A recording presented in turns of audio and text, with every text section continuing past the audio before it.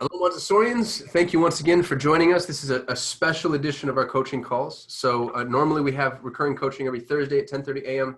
Pacific, 1:30 p.m. Eastern. Please feel free to join us by going to nitamarketing.com/coaching. If you're watching this recording, just know that as a subscriber, you get a notification anytime we bring in a special guest. And today we have a very special guest. Joining us is Dave Albano of Joe's Marketing. Dave, thanks so much for being here. Oh, thanks for having me, man. I'm really excited to do this for you today. Yeah, so this is Dave's second time with us. He went over website best practices for us the first time. If you missed that, you can do a search on our members area just for his name. Just look for Dave and the video will pop right up. And today he's going to go over something with us called, that I'm affectionately calling the Parent Adventure Roadmap. Dave, tell us a little bit about the roadmap. Absolutely. So I touched based on it in our last presentation. So you haven't seen that on the website review. Did a very high level overview of it, just as kind of a teaser, if you will. Today we're going to do a deep dive into it. I call it the Client Adventure Roadmap. I love Qasim's twisted version of it, or twisting the moniker of it for a Parent Adventure Roadmap. Absolutely applicable for you as Montessorians. I'm going to go over it in a deep dive in the presentation, so I don't want to dwell on it too much in the intro here, because we're going to touch on all bases in the presentation. That sounds great. Well, Dave, you're a pro, so I think with no further ado, please take it and run with it, sir. It's your show.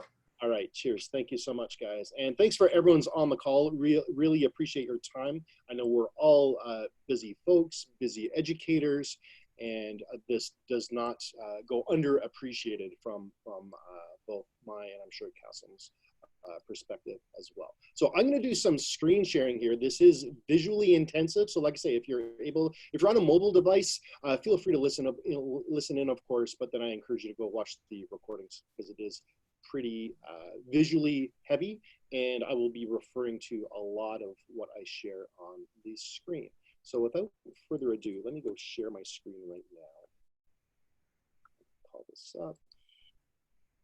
And awesome, just by way of confirmation, can you confirm that you can see this okay?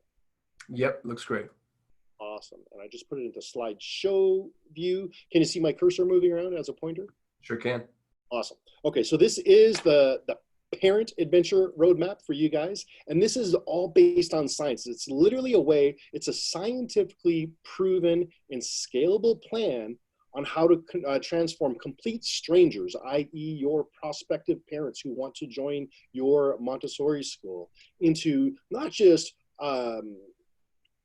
what I call buyers or clients if we're in the client world, but in your case, attendees for your school, and turn them into raving super fans, and do it profitably so it's good for you, and predictably also good for you and great for them. So how do we do that?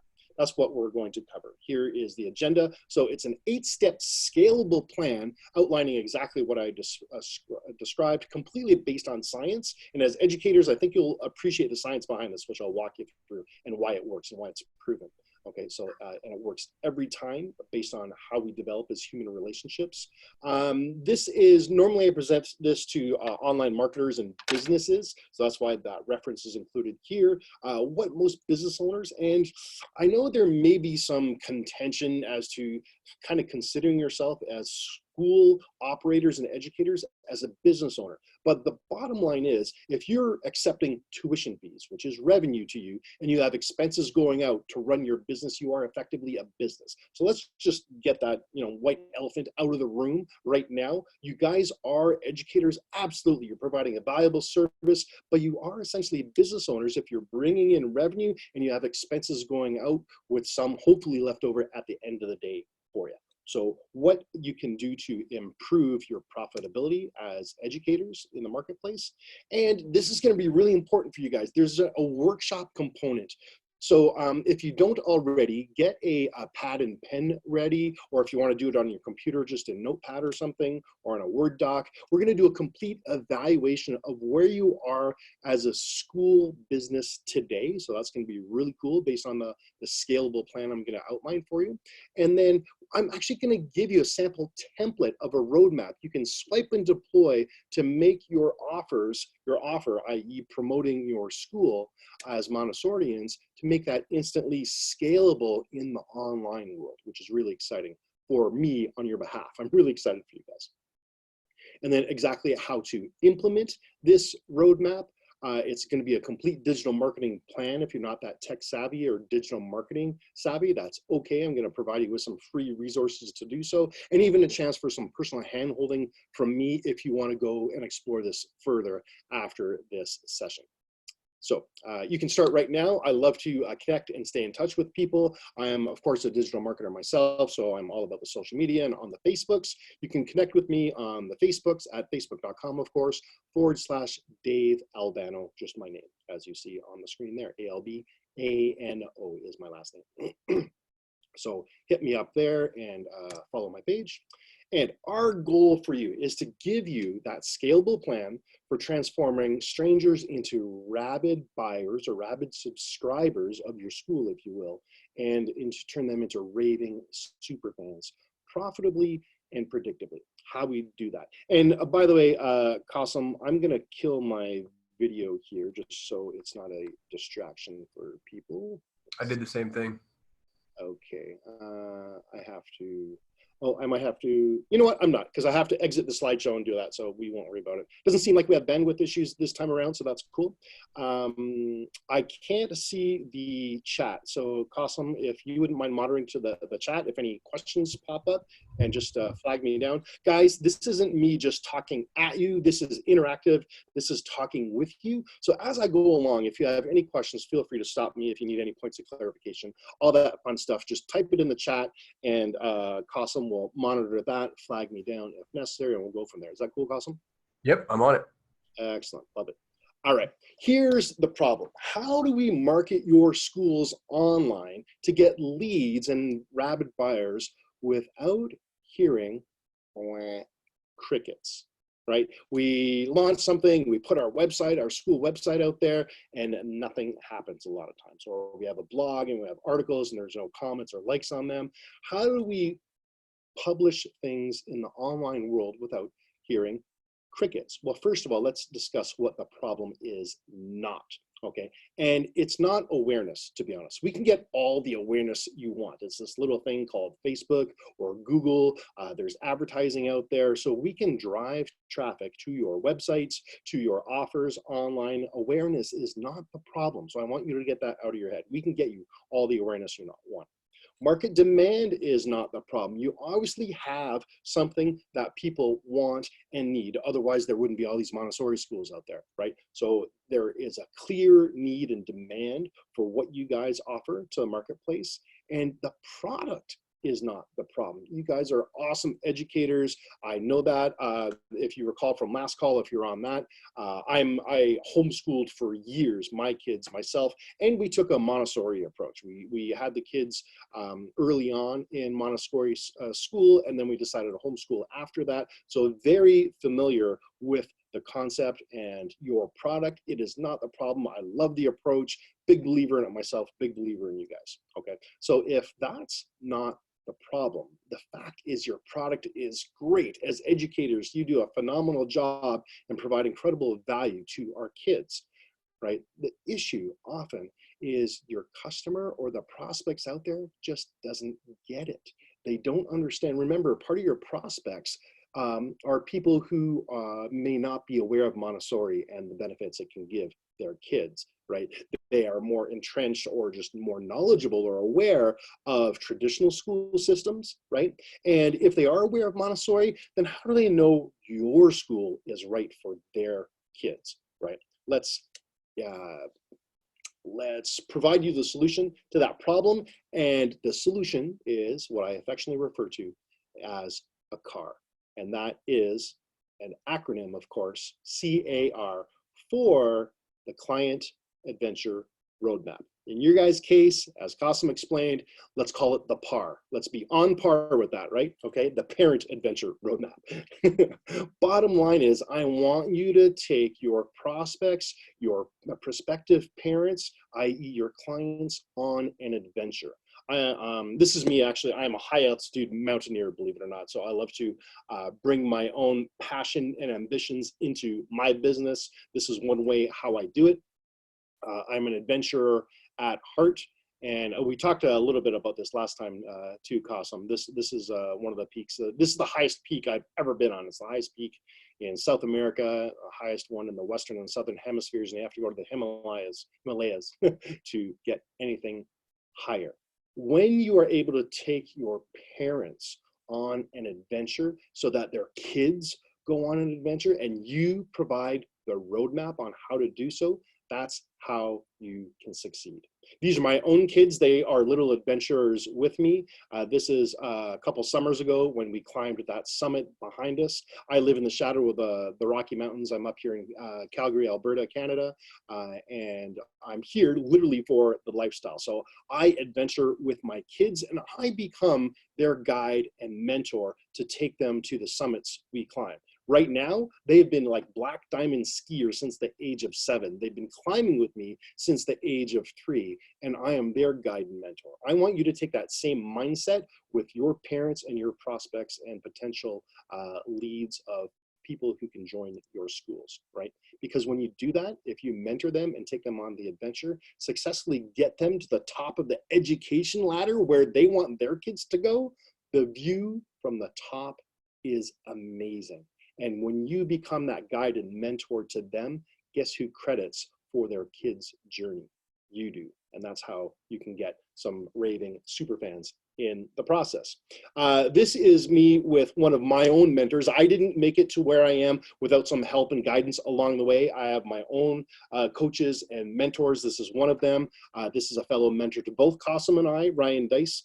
And he is the CEO and founder of the $100 million company called Digital Marketer. So this is where we get our learnings from. I love to hang out with him. He invites me often to speak at one of the largest marketing conferences on the planet called Traffic and Conversion Summit. It's going to be, I've spoken at it before and a whole bunch of other conferences in the past.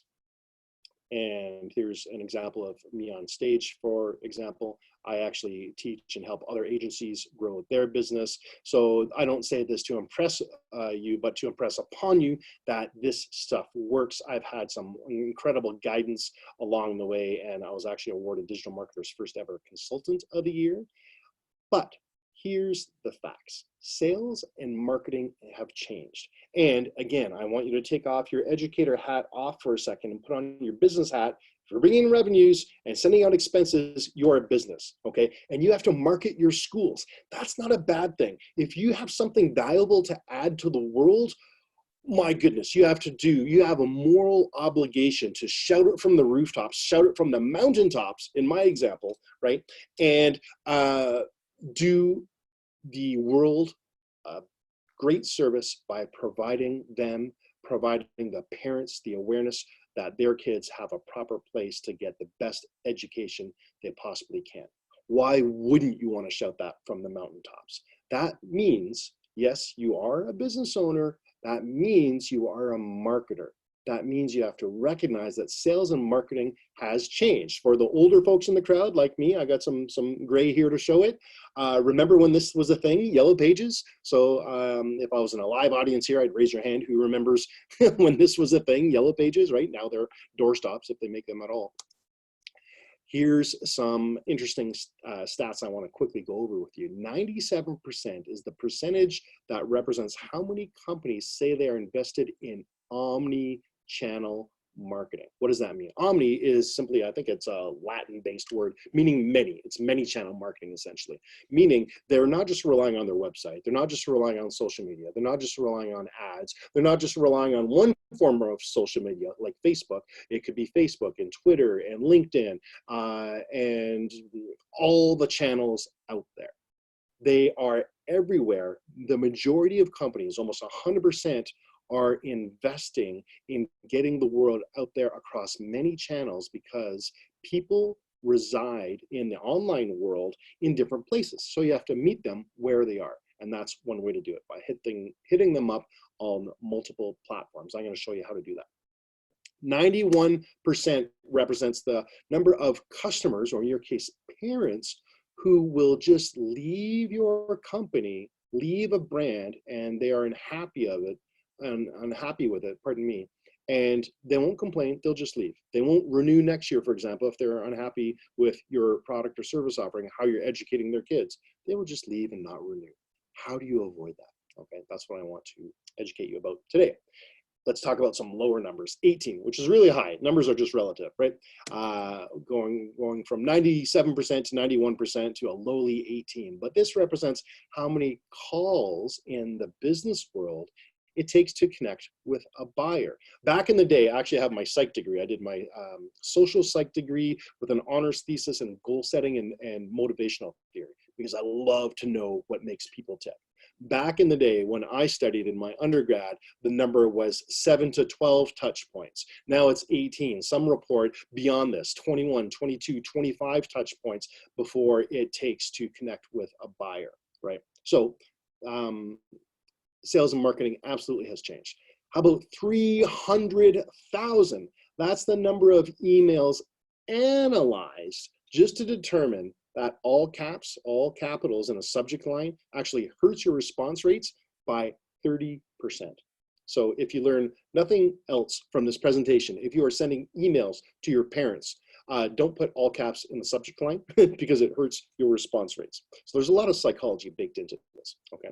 So email wasn't even a thing when Yellow Pages was around, right? So yeah, sales and marketing has changed a bit, but one thing hasn't. And you know what?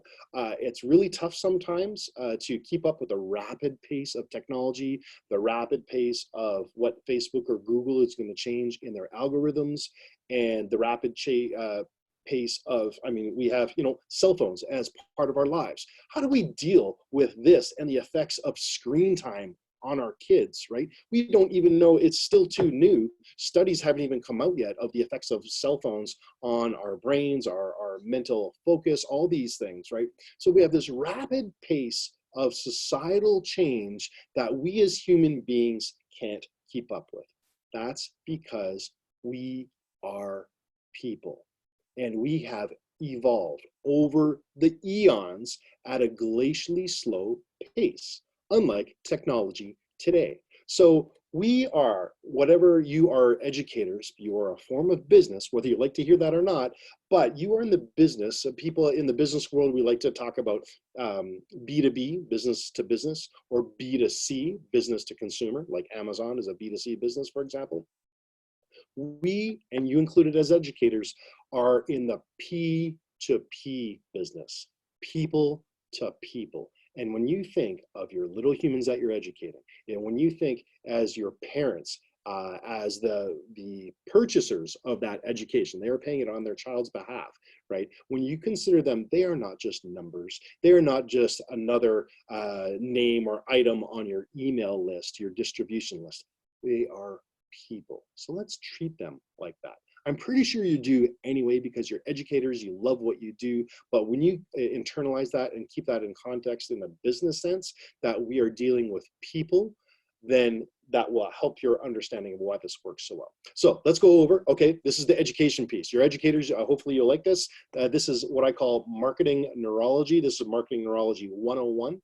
If we look at the human brain, okay, the typical image of the human brain, the gray matter with its undulating folds and whatnot, that is actually the outer layer of our brain called the neocortex. That is our CPU, our internal computer, if you will. That's where all our logic is processed, rational thought, skepticism, language, and analysis, okay? And then one layer in before that is called the limbic system. That's where our emotional brain resides. Memory, feelings, visualization, and way rooted deep in the recesses of our own noggin is the root brain, sometimes called the reptilian brain. This is where our survival instincts reside, our basic bodily functions like breathing and hunger and thirst, those subconscious things we don't even have to think about, they just happen automatically. This is all our survival and safety mechanisms, right? This is literally how we evolved as humans. So when we first crawled out of the oceans millions of years ago, it was our root brain that was the only piece that evolved, and all these other layers evolved and grew around that. Does that make sense? At this time, I'm going to take a quick pause. And Qasim, any questions or comments coming in through so far? No, so far we're good to go, Dave. I think you're doing great. All right, awesome. Let me know, guys, if this is going too quick, too slow. Let me know how the pace is. And of course, if you have any questions. Okay, so that's Marketing Neurology 101. Make sense? Is that cool, Qasim? Yeah, I think this is really good foundation. Beautiful.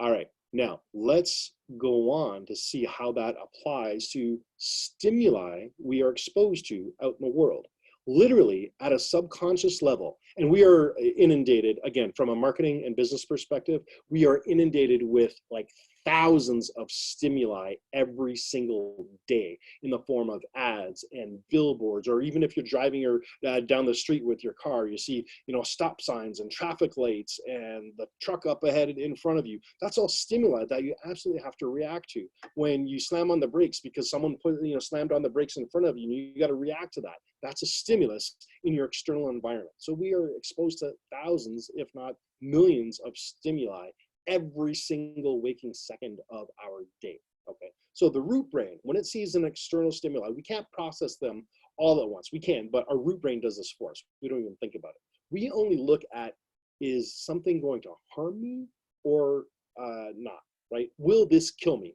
Back in our caveman days, you hear some rustling in the bushes. Our alert senses immediately are drawn towards that because that's something that could kill us, right? So the root brain, when it's exposed to an external stimulus, automatically kicks in and says, will this kill me? If it's not going to kill me, our emotional brain, our limbic system kicks in and says, how do I feel about this? Does this make me feel good or bad? And if it makes me feel good, then our logical brain, our neocortex kicks in and says, can I justify this? In a business sense, can I justify this in terms of more money, for example? Do I want to pay for this thing, this stimulus I've been exposed to? Or do I want to invest more time into exploring this thing? So that's how the marketing neurology works literally in our day-to-day when we're exposed to stimuli about us.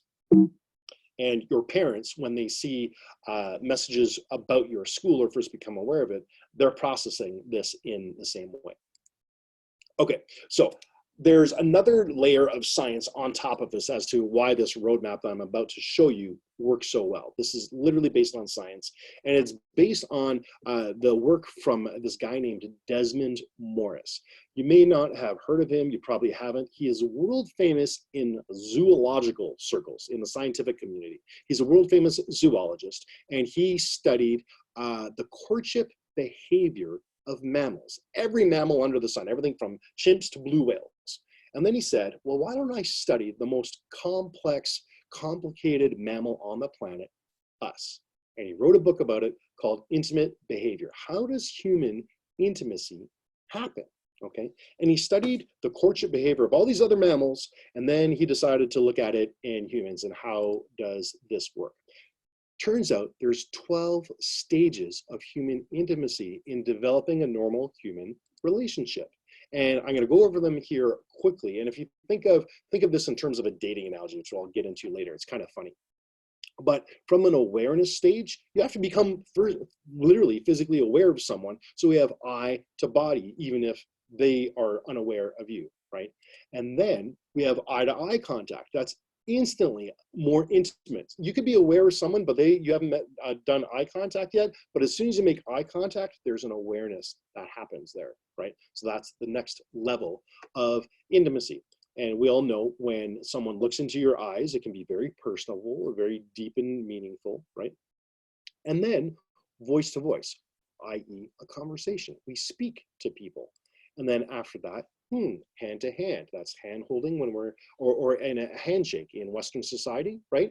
That is the next level of intimacy. If you're going to evolve the relationship to growing into a friendship, for example, when you first meet someone, you shake hands, right?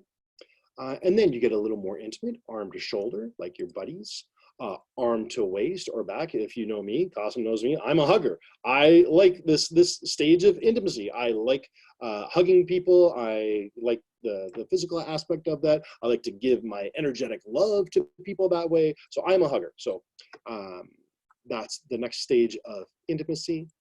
But I'm not going to hug someone if I've never, necessarily met them, or certainly before eye to eye or voice to voice contact, right? And then we get a little more intimate here, mouth to mouth, aka kissing, right? Hand to head. This is the most interesting stage for me, hand to head. I wouldn't have thought of that one, but if you think about it, think of a dating analogy, and I'm a guy, so I'm going to use from the guy's perspective. If you go kiss a girl, what do you do first? Oftentimes, stroke their hair. Interesting, right? You kind of lean in. So that was an interesting one for me. Hand to body, and here it gets a lot more intimate, mouth to body, hands to other body parts. I'll let you use your own imagination here. And of course, the ultimate act of intimacy. And every single one of us, and sure, we can giggle about this, and we're all adults here, but every single one of us is here and listening on this call right now. Every single one of us is here as a result of our parents going through every single one of these steps. Interesting, right? Those are literally the 12 stages of human intimacy and how a normal relationship develops. So how can we use that rock solid science? Oh, and here's interesting, before I go into that, 90%, here's some more stats for you. 90% is the failure rate if you skip or reverse just one of these steps. And if you think about it, here they are again. Think about skipping one of these steps or reversing the order of one of these steps. Let's look at number 2 and number 4, for example.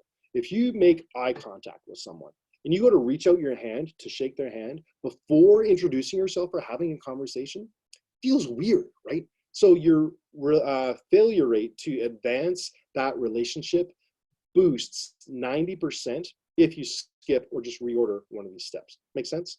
If you skip 2 or more of these stages, that's literally in our society called assault. Look at skipping over one of these stages or two or more of these stages, and that goes from beyond weird to just craziness. Our methodology, it's based on the scientific principles I just walked you through, the marketing neurology and the 12 stages of human intimacy. That's why it's a proven process for predictable and profitable growth, something I call the client adventure roadmap or your parent adventure roadmap, purely based on science. Okay, that's why I'm so excited to share this with you guys. So here it is. This will be a review for some of you if you're on the last call, but that's a high level review. I'll go through it quickly. We first have to become aware. How do we take those 12 stages of human intimacy and translate them into a business or an educator proposition like is the case for you guys? Well, first, we have to get people aware of your school if they're ever going to have their children attend it, right? So there's an awareness stage. And if you think of those 12 stages of intimacy, what were the first stages? It was eye to body and eye to eye. There had to be an awareness factor there, right? And then engage. How do we engage with people? This is, in the business context, this is all about content marketing. We have to give them something to engage with. In the 12 stages of intimacy, that was a voice to voice. That's a form of engagement, right? That was the handshake, a form of engagement, right? So we're able to, because we're not trying to get into bed with someone here in the business context or in the educator context, we can condense some of the 12 stages into 1 or 2 phases. So we only have 8 phases, not 12, as I just demonstrated. This is an interesting one. So there's a subscribe stage. What does subscribe mean? When someone subscribes to your school, they are exchanging their contact information in exchange for a reason why they would want to do that, typically in some kind of value added way or context. I'll go over that in a little more detail. And then in the business context, we want to convert them. You want to convert your parents into tuition paying customers for their children. That's what you're trying to convert them into, right? Or a conversion at the initial stages. It doesn't have to be as serious a commitment as that. This convert stage is actually very low risk. So this might be getting them into your school, because we pay in 2 ways. One, with our pocketbook. That's the most common way as why or how people think of paying. But we also pay with the most valuable resource we have, time. We can always make more money. We can't make more time. Okay, but people are willing to pay in time. So I want you to think of this convert stage, a conversion of time for your prospective parents in the form of a tour of your school. If you can get them into your school for a tour, then they are converted essentially and they're paying by time to do so. So keep that in mind. Excite. This is the most overlooked phase of this entire process, I feel. And when they experience your tour or an initial transaction with you, how much are they excited about it? They have to be so excited that they want to continue down this adventure roadmap with you, continue this journey with you. How do we do that? We can actually engineer excitement into those initial transactions at the convert stage. So we'll talk about that. And then there's a ladder of ascension, if you will. There's a lot of stuff bundled in here. How can we get them so excited that they want more conversions, more transactions with us, become tuition paying parents? And then what else can we build on top of that to make you profitable and really add as much value to the world as possible in the form of your Montessori education?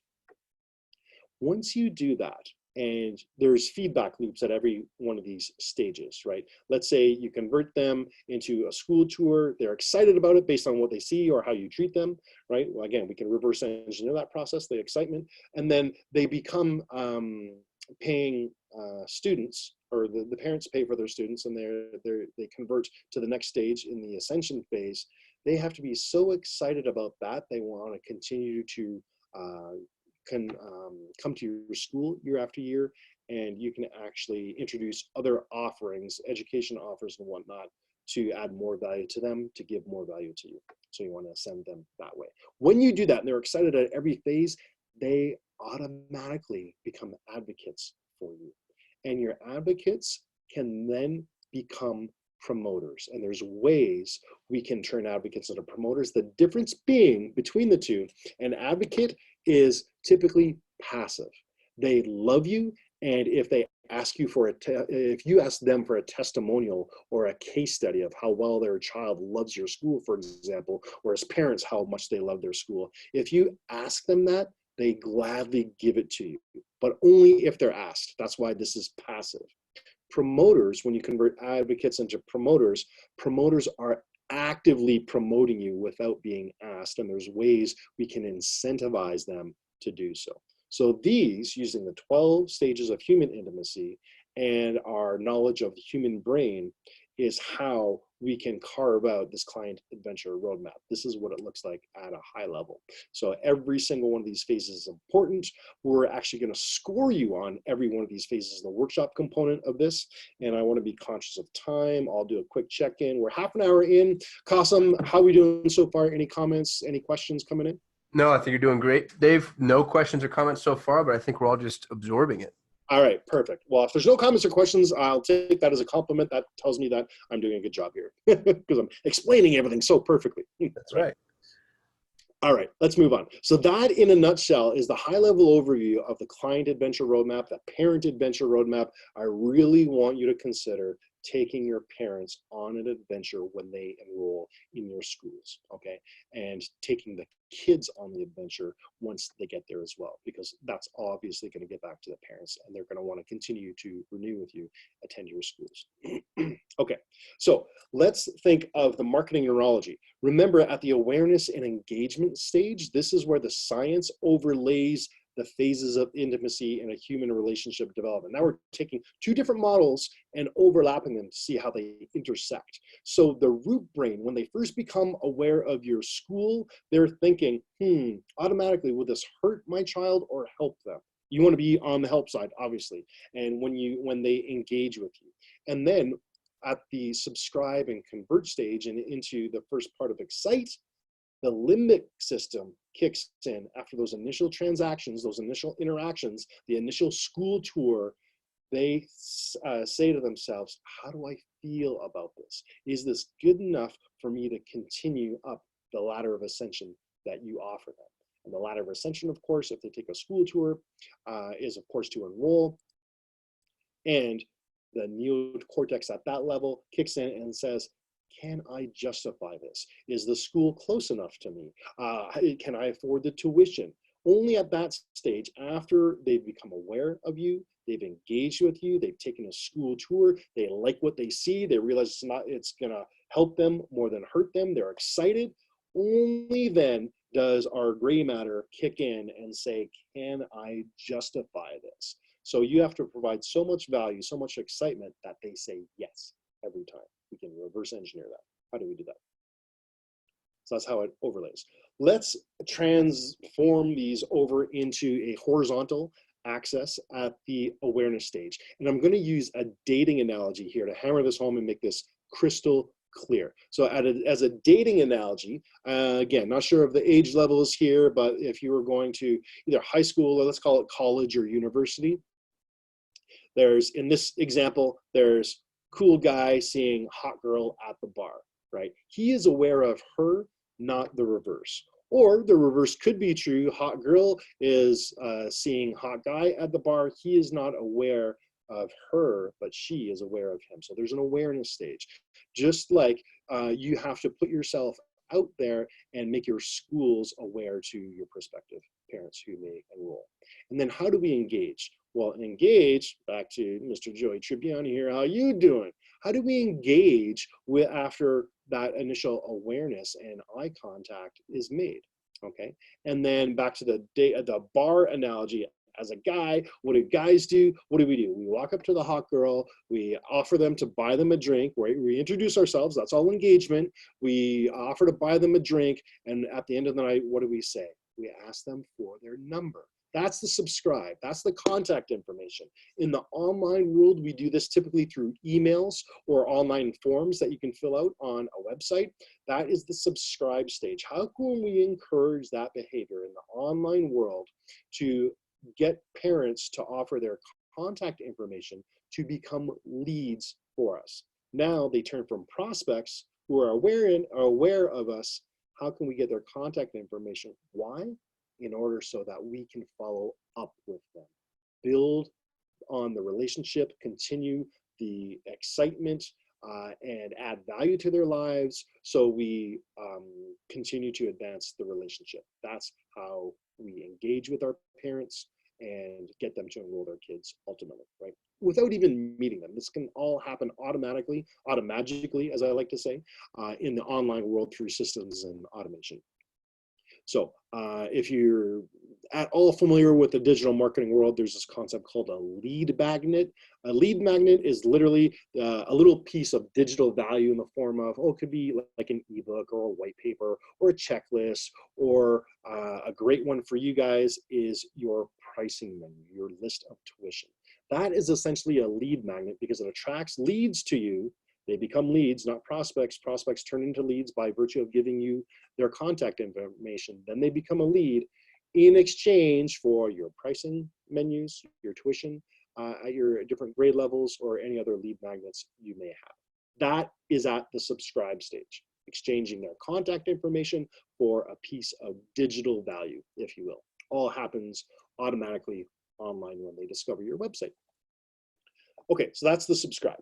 And then and here's my little graphic for that. Hey, can I get your number? Back to the dating analogy, right?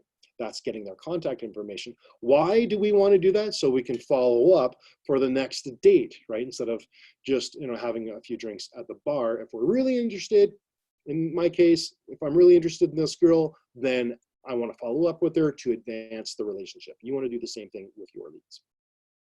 Then at the convert stage, dating analogy. So we met in the bar, and now I give her a call, follow up, advance the relationship. What I want to convert them to into a date, right? It wasn't a date at the bar. A date is planned in advance. So how can we get your leads turned into dates, i.e. a school tour for you guys? In the dating analogy, this is, hey, we don't propose marriage on the first date. You don't want to be like crazy girl. So for our first date, I think we could figure out the names of our children, Don't be this that's coming on too strong, which is why marketers get a bad name, because a lot of businesses and marketers just go straight for the kill and say, here, buy my stuff, their main core offer or product, right? You may be guilty of doing the same thing. So I want you to date or court your prospects and leads, and instead pull a Mr. Gosling here and be smooth and debonair and say, hey, let's meet up and talk about our feelings over a cup of flavored coffee, right? That's the approach I want you to take. And think of, again, dating analogy here, guys. Think of asking a girl for go out on a cup of coffee. It's low risk, it's low time. If the guy is really a douchebag and doesn't even offer to pay for the coffee, you're out a couple bucks. You're out at Starbucks, okay, maybe 5 or 7, whatever, right? It's still low risk. And if you don't like him, you can jet easily and you're out 10, 15, 20 minutes of your day. Not a big deal. Super low risk, but you want to convert them into a small investment of time or money, okay? In your guys' time, you may even want to consider something before the school tour. Maybe it's a phone call or a quick phone interview to book the school tour. That is a form of date. So I want you guys to consider that. And they have to be so excited about that initial transaction, that first date, that they want to follow up with more. Remember, that's when the our limbic system kicks in the marketing neurology and says, yes, this isn't going to hurt and harm me. It makes me feel good. I want to move forward into the next more advanced form of the relationship. At the ascend phase. This is our ladder of ascension, okay? This is where, in the dating analogy, and remember this, guys, it's iterative, right? So there could be several dates before you take them home to meet the parents, which is a very much more stronger level of commitment before your proposed marriage, okay? Iterative back in the convert stage, you're gonna go on several dates, maybe you go on a weekend away together, and then you go for a week trip, and you're dating for a few years before you ever pop the question. So how can we engineer that process into a business context or an education process where you're literally courting parents to enroll their kids in your schools, okay? So does that all make sense so far? Yeah, this is great, Dave. I love the images that you have. I don't know where you find these. Awesome, love it. And then they get so excited that they become advocates for you. And at some stage, like I don't think I've ever been called a delicious, sexy chocolate Mr. Monkey Man before, but you kind of get the idea where the people that love you are excited about your product or service offering. They really love to advocate for you. And then at some point, the dating analogy kind of breaks down and you don't want to really promote your mate unless that's your form of lifestyle, in my sense, because I'm really tightly connected to the digital marketer community. Do you remember Digital Marketer is that company that Ryan Dice co-founded and runs?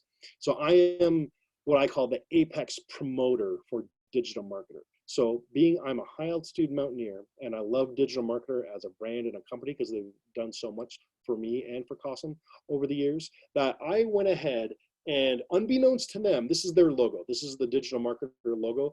I made this custom flag for them, and I'm currently climbing the 7 summits, which is the highest peak on each continent. The highest peak in North America is in Alaska, called Denali. That's why we have a SUV named Denali after it, because it's so adventurous and out there. I'm an adventure guy, so I am their apex promoter.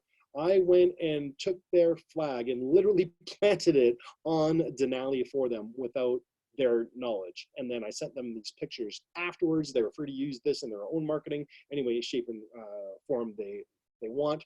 But they didn't ask me to do this. Remember, this is the difference between advocates are passive, promoters are active. I actively went out of my way because I love them so much. You want your parents and your kids to do the same thing for your school. So you want to get to that level where you get apex promoters promoting you. Okay, let's do a quick recap. That was a lot, and I'm talking kind of fast here, so once again, slow me down if the pace is too fast or if you have any questions or comments. So what we've covered so far in our agenda is the 8-step scalable plan. That is the parent adventure roadmap, the 8 phases I just walked you through, right? Or the client adventure roadmap, as I call it, with some little visual cues here to remind you. The science behind why it works every single time between the 12 stages of human intimacy and our marketing neurology and how our brains evolved. And that's what we've covered so far, guys, just the first 2 bullet points. We got lots more to cover, so happy to do it for you. And let's dive into what most business owners and potentially you as Montessori school owners fail to do and what to do instead, okay? So what is that? Well, if we look at our phases of the adventure roadmap, what most owners do is skip over these first few phases. Think about how you're promoting your schools. What are you saying to the marketplace out there? You go right to a sand, I bet, right? This is what a lot of businesses do. They say, buy my core offer. Here it is, enroll in my school, okay? And you're missing all these preemptory steps to advance them and build the relationship organically based on science, the 12 stages of human intimacy, okay, in order for them to want to enroll. If you're guilty of this, that's okay. I'm going to show you how to correct it. So don't beat yourself up about it too much, but I'm just trying to point out, pardon me, just trying to point out there is reputable science behind why you don't want to skip over these steps and why they're so important. Okay, because when you go straight to your core offer, you're acting like crazy girl here and saying, hey, you're saying, buy my stuff on the first date. Let's name our kids on the first date. Let's get married on the first date.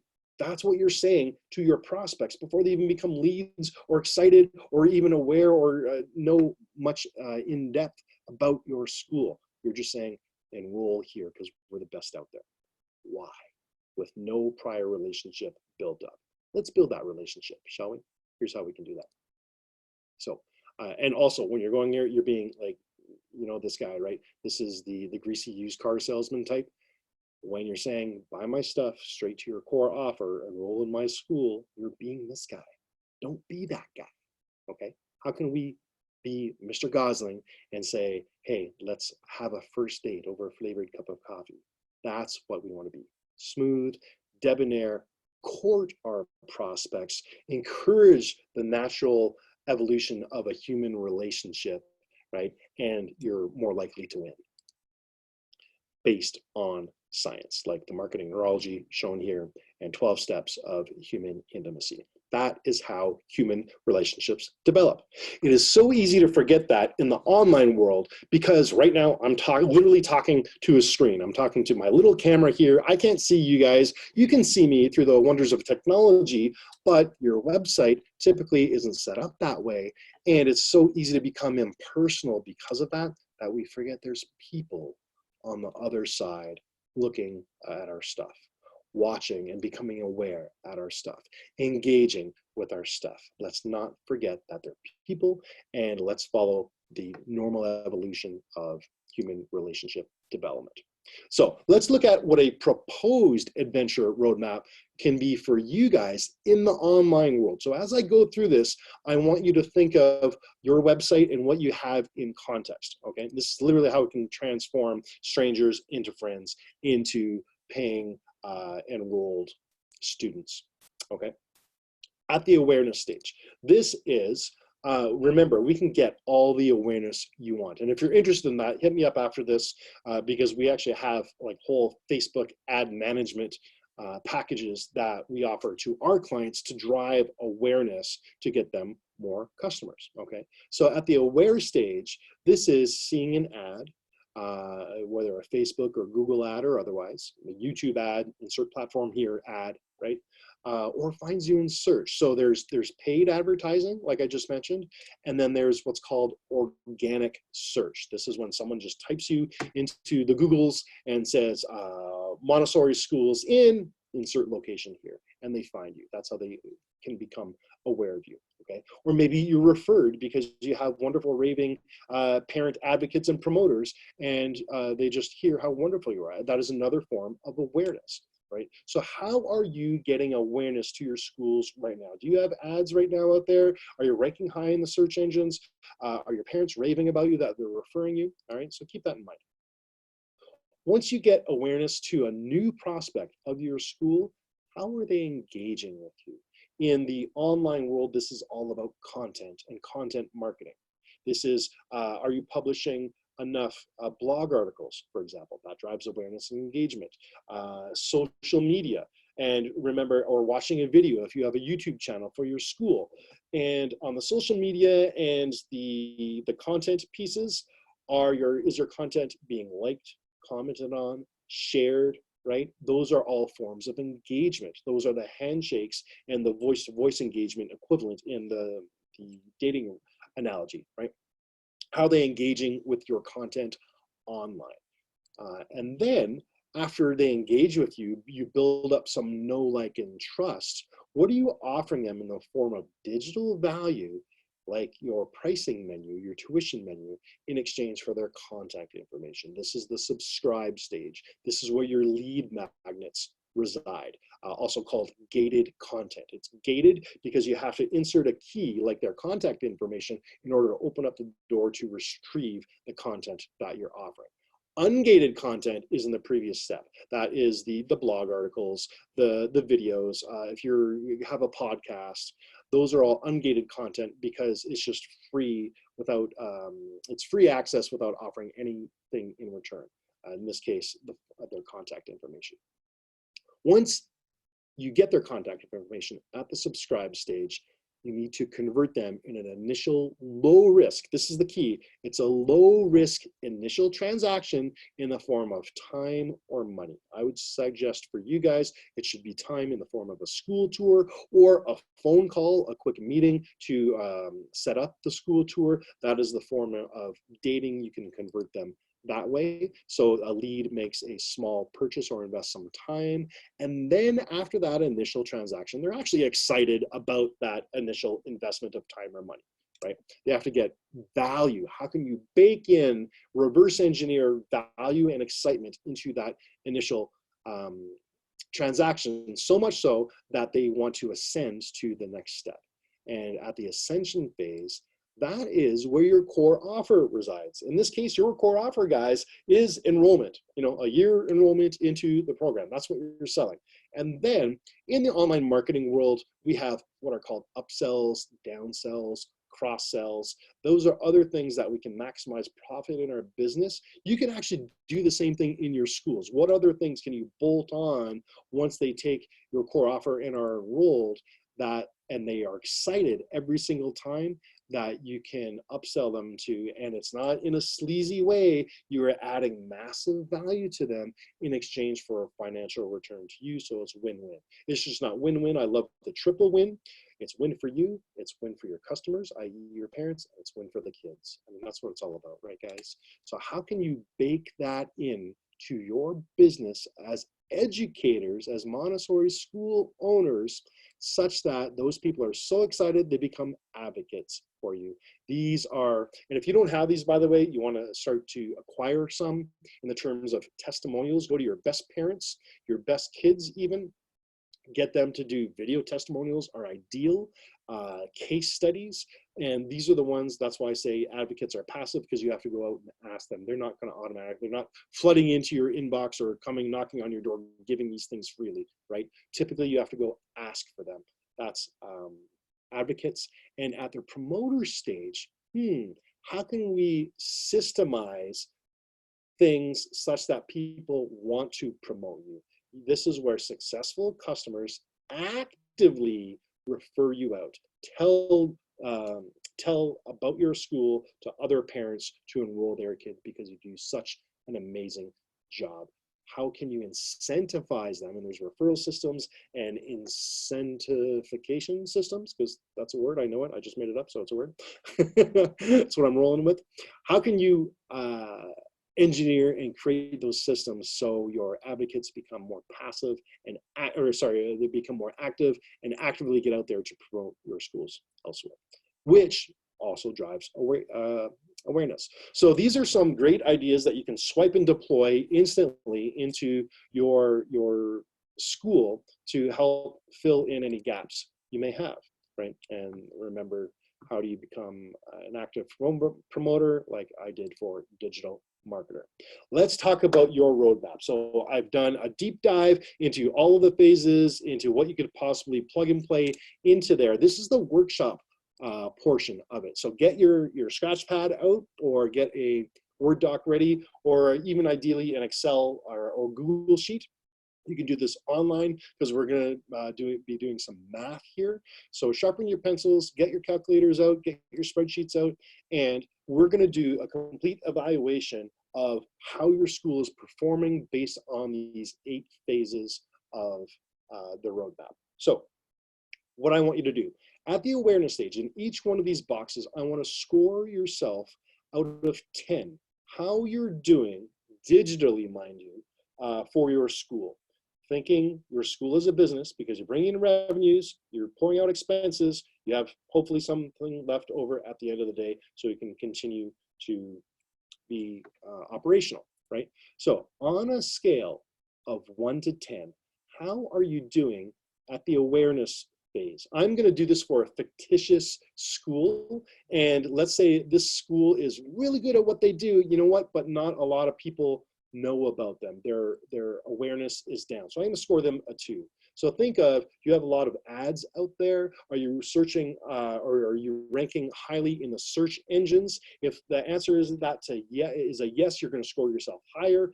This particular school is actually doing a lousy job, so they ranked themselves as a 2 out of 10 on the awareness stage. Rate yourself on the same way. Incidentally, I would never score yourself 10 on any of these. The highest I would ever go is 8 or 9, because there's always room for improvement. Keep that in mind. If you're 7, 8, that's doing really, really well. 5, 6, that's fair to midland, right? 1s, 2s, 3s, obviously lower. Score yourself there. Be engaged. This is content marketing. How much content do you have in a digital marketing context out there? Here this school has a blog, they have some articles out there, so they ranked a little higher here, 4 out of 10. Do yourself the same, score yourself out of 10 on there. If you have a YouTube channel, the more channels you have, the higher you're going to rank here. So if you have nothing in terms of articles, if you don't even have a blog on yourself, you're going to get the goose egg. And be as honest. It is in your best interest to score yourself as honestly as possible here, by the way. So don't be afraid to be as real and honest as possible. It will work in your best interest for doing that. So don't artificially score yourself higher, right? Be super honest here. At the subscribe stage, do you have any contact forms on your website? Do you have any lead magnets? Do you have a pricing menu or gated content that people have to exchange their contact information in order to get it? Okay, this particular school doesn't, so I scored them a 0. Score yourself the same. If you have no lead magnets, you have no way to capture people's contact information in an automated system, then you're going to do the same. Okay, you might have a contact form. A lot of schools have hey, contact us, and they have a contact form. Okay, you score yourself maybe a 1 or 2 there. It's pretty low. It's not a lead magnet, but if you have something more robust than that, score yourself higher. If you have lots of lead magnets, score yourself even higher.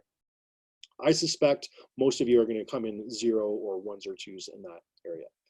At the convert stage, score yourself here. Remember, this is a low risk initial transaction, an initial investment of either time or money, okay? I'm assuming most of you have school tours set up, so you're gonna score yourself accordingly there. The more instances of this you have, the higher you'll score. So I scored this fictitious school a 4. What they offer is actually pretty good, and they go on a school tour, parents get excited, so it's a little higher. Scored themselves a 6. Again, all this is out of 10, so as I'm going through this, score yourself accordingly.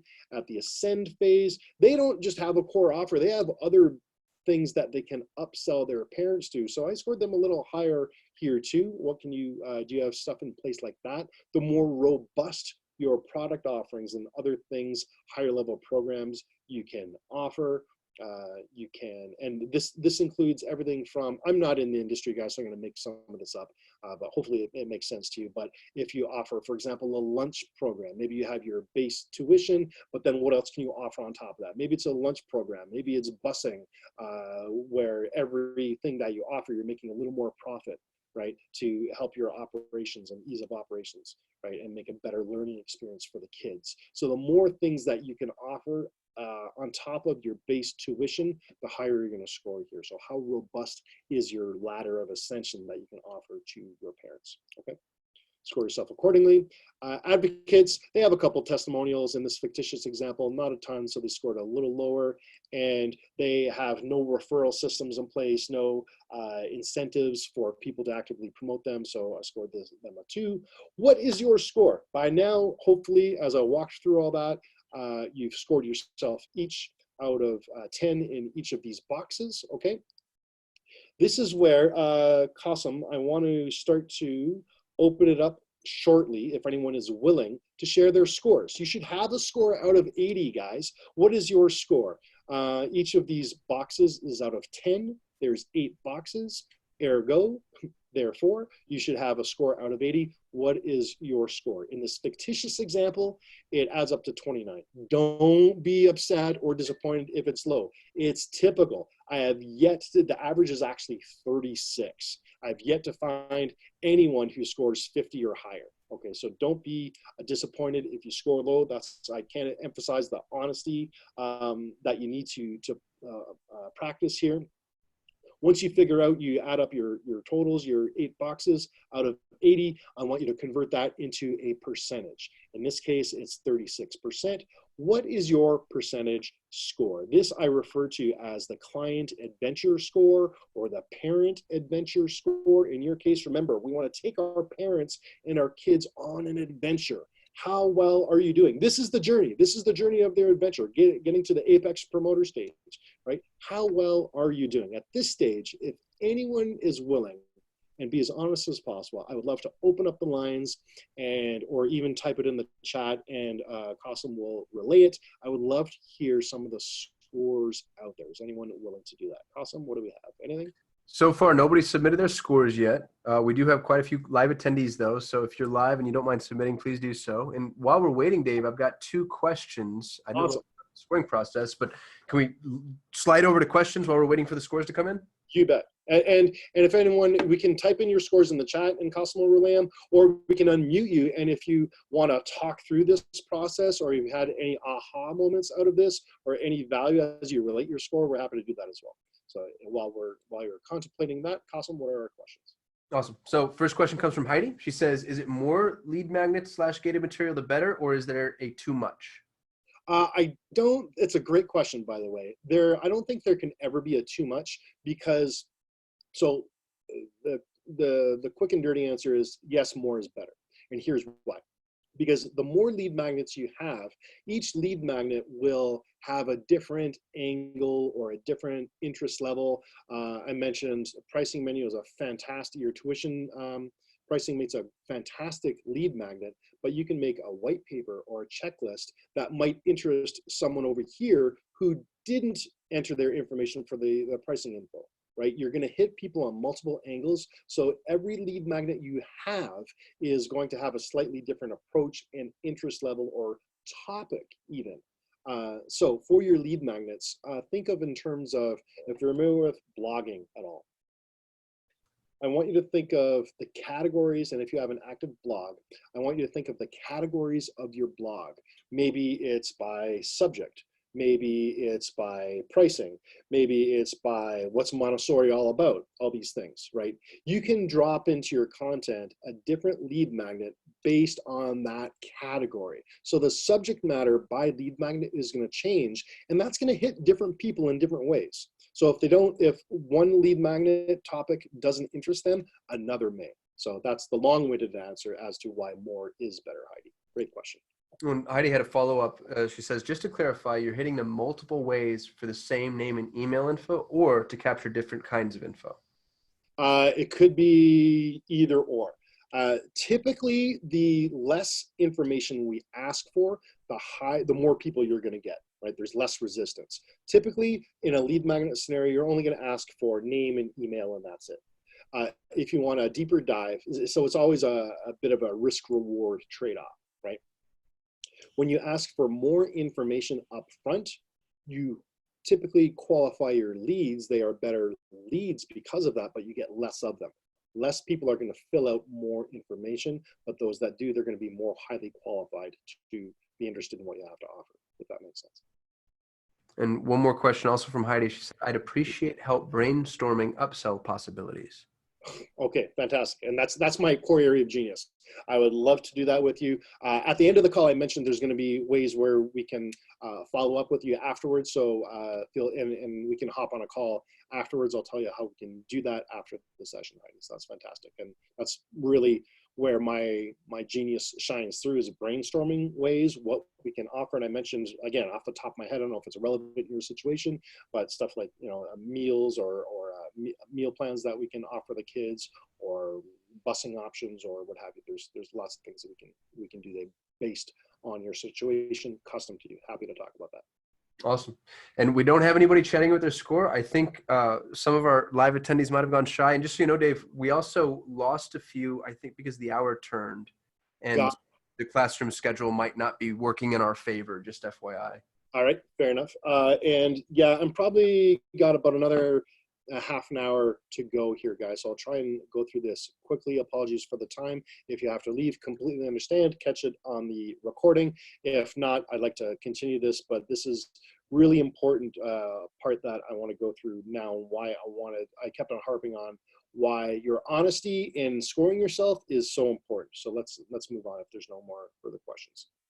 We're good to do so, Cosm? Good to go. Awesome. Awesome.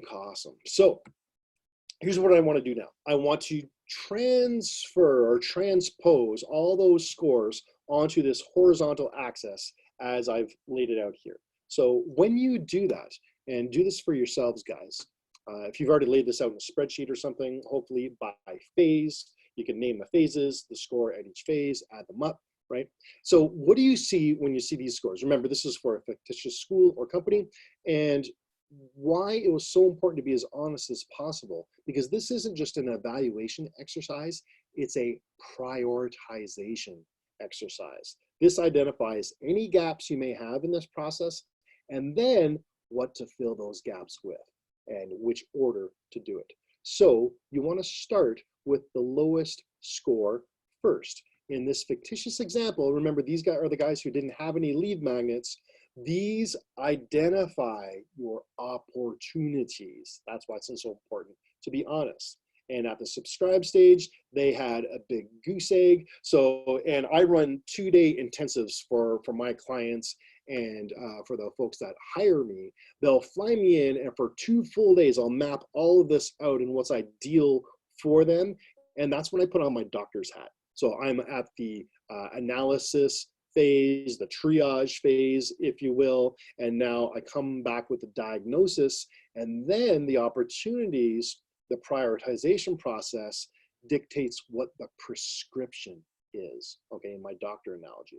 So if they have a big fat goose egg and no lead magnets at the subscribe phase, I will prescribe them to get some lead magnets in place, get some gated content and special offers in place, and then I would work with them on what that could look like custom to their situation. So this identifies your opportunities and your priorities of where to plug your holes in, if you have any, right?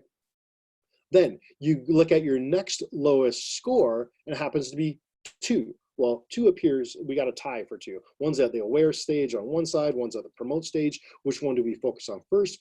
We read left to right, which is why I put this on the horizontal axis. You want to focus left to right, not right to left, because that's where the funnel starts and people enter the awareness stage before they ever become advocates or promoters. So you want to fill that gap first. So if you are got a low score, or if you're tied in any area, I want you to focus on the first one earlier in the process. And in this case, I would prescribe getting some ads or increasing their search engine optimization rankings, partner or joint venture promotions you can talk about. That's another way to drive awareness, and I'll talk about that in a second. The next one, we're tied for a low score of 4 at the engage and convert stage. So we go to the one that's earliest to the left. And in this case, we were focused on engage. They're fairly low on their content marketing piece. So we want to ramp up, bolster their blog site, for example, or their YouTube channel, or if they want to go into podcasting, whatever medium they want to venture in or that they're strongest at, that's what you want to leverage. So I would encourage them in this case to bolster that. Then we look at the convert stage. Do you have a small date in place? Remember the dating analogy. This is your small offer, small investment of time or money. How can we get some more of those in place beyond just a school tour, right? And how can we artificially or reverse engineer excitement into that initial transaction at the convert stage where they actually receive value instead of just wasting their time and walking around your school and say, ooh, this is nice. How can we get them excited to get their kids to attend? That can actually be reverse engineered. And then you have multiple complementary offers in place, right? And then back into the advocates and promoters. Advocates are those who are willing to give you testimonials and case studies. At the promote stage, this is brand ambassadors. You can actually build an ambassador program for your school to incentivize parents to promote you. These are in the marketing world, we have something called affiliate programs, referral systems. How can you encourage your parents to actively promote your school? When you do that, the cool thing about this, it becomes a feedback loop where as people promote you, it goes all the way back to stage number 1 and drives awareness. Okay, so that's why this whole ladder of ascension and these phases are so important. Now, why did I want you to focus on the left instead of the right phases first in this process? Because don't forget about our marketing neurology. That's how the human brain evolves.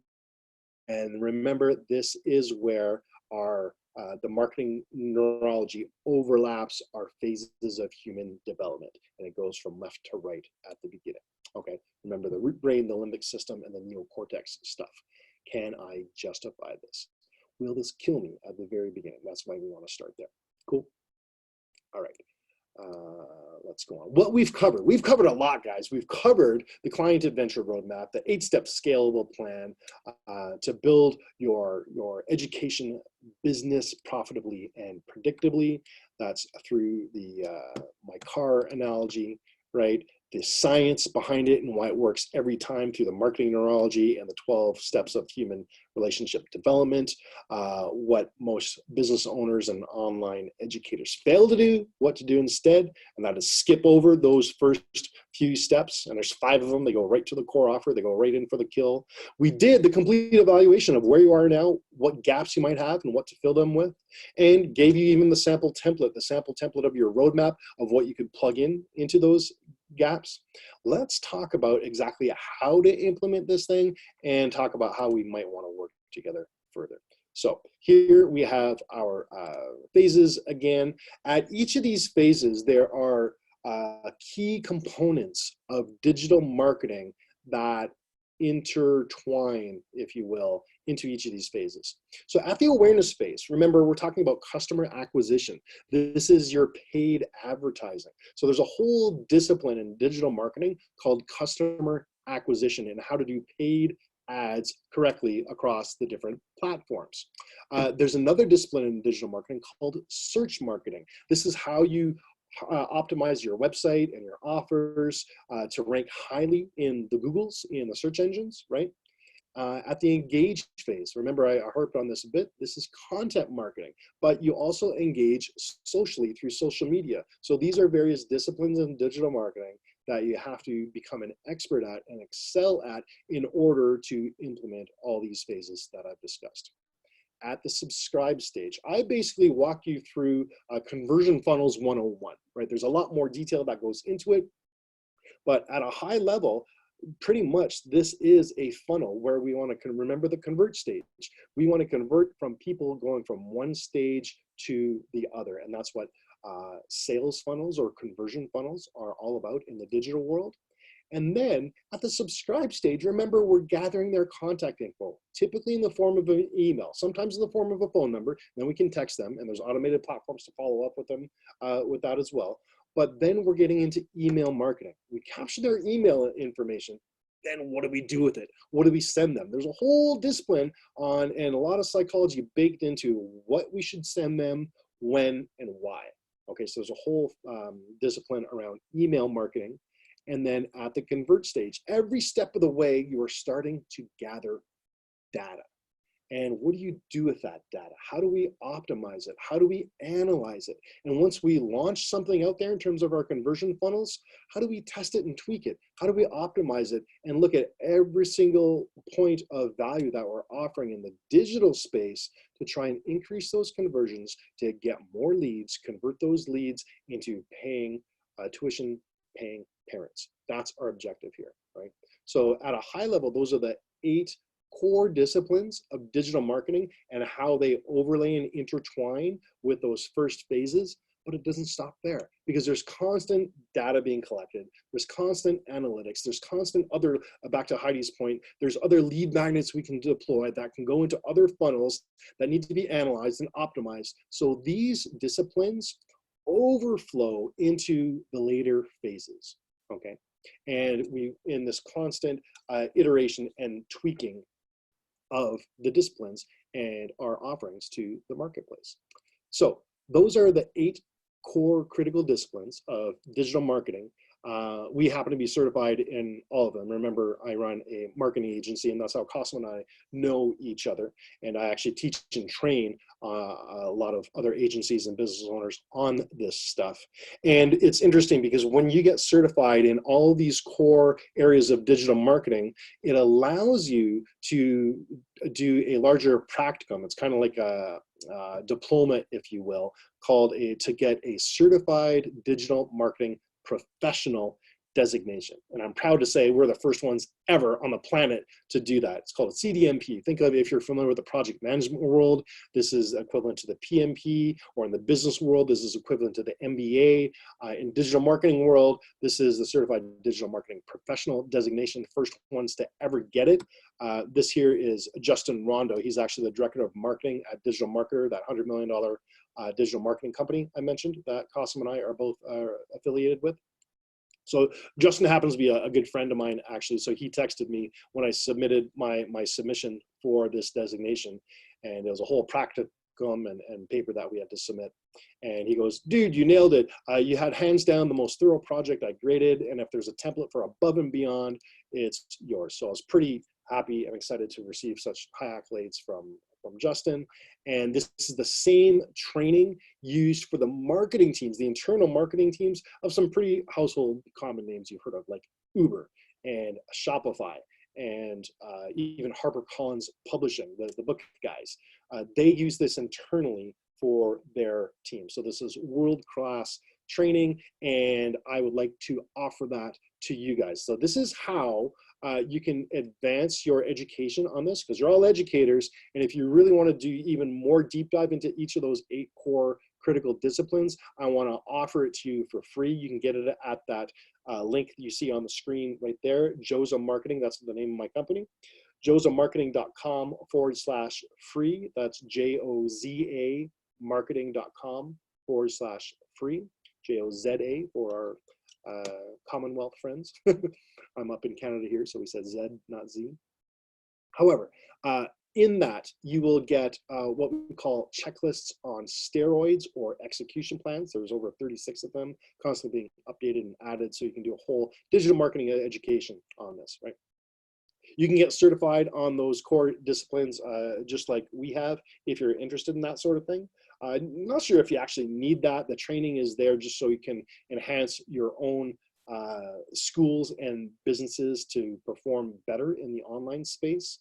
And we have a lot of this requires automation software, so we have special deals on that. We have private members only community groups, which you guys can relate to because you're part of one by virtue of sitting in on this presentation, what's working now sessions, all this fun stuff. Let me walk you through quickly some of these execution plans. If you ever wanted to, maybe I've said something here that you're totally clueless about and you have no idea how to execute. So there's an execution plan. I talked about lead magnets, for example. If you're unsure what that is or what makes a good one, there's a step-by-step process on exactly how to create your first lead magnet. I mentioned content a lot. There's a step-by-step process called the content engine on exactly what type of content to generate and how to put it out there properly, right? Because we're talking about the online marketing world, there's how to write your first landing page, which are essential to online marketing. And again, I'm going to go through these quickly. If you want to get a blog out and how to not hear crickets, like I referenced earlier at the top of the presentation, how to get your first 1,000 blog subscribers. Remember, one of the core areas of digital marketing disciplines is about customer acquisition and organic reach. So how to SEO a WordPress website. SEO means search engine optimization. How do you rank more highly in the eyes of Google, right? All of these are there step by step, exactly what to do and how to do it. Right? If you want to get into videos, there's a whole video script builder on how to do that and exactly what to say and what to do. If you're unsure of your customer avatar, the kind of parents you're going after, an avatar is your ideal client essentially. There's a whole execution plan, step-by-step, outlining exactly what to do.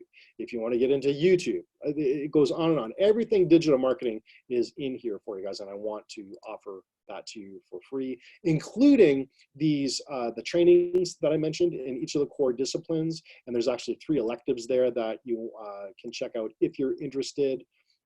Community management. Coslum runs this 1,000-person community. He has to manage that. How do you do that? This training and certification shows you how, if you wanted to do that for your own schools. Super important, and I highly encourage you to do so, because as you build community, you build loyalty and brand awareness and brand advocates and promoters. There's a whole aspect of digital marketing called copywriting. What are the words on the page on screen that you can present and say in a more effective way? Whole training on how to do that. And this doesn't necessarily apply, maybe you want to do it as a side hustle, maybe, is e-commerce, right? That's what Amazon is all about. So there's a whole certificate on how to sell online better through that. Next steps and quick wins. This was a riot, guys. I really enjoyed presenting. Let me know if there's any other questions, but please go to josemarketing.com/free. When you do so, you'll be able to get access to that training. You just have to fill out a quick form telling me a little bit more about yourself, and that will allow me to customize things for you if we're able to hop on a call. If we are able to hop on a call, if you qualify to do so, you can fill out that form and book a call with me through my online scheduler. Either way, you still get this free training, whether we hop on a call or not. So I think it was Heidi, I believe, who wanted to discuss more brainstorming around her business. Happy to do that for all of you guys. Fill out that form, go to that site, josemarketing.com/free, and get all your goodies there. This been a blast, guys. Awesome. Thank you for the opportunity to present to your tribe once again. And at this stage, happy to entertain any other questions or comments that may have come. Yeah, Dave, I thought you crushed it. That was amazing. It's fun to watch you work. Love the presentation, man. Really, really well done. Thank you. Yes, sir. We don't have any more pending questions. I think you knocked them all out of the park. All right. If there is, happy to entertain those if they come in later and you want to forward them to me later, or I can even answer them in your Facebook group if you like.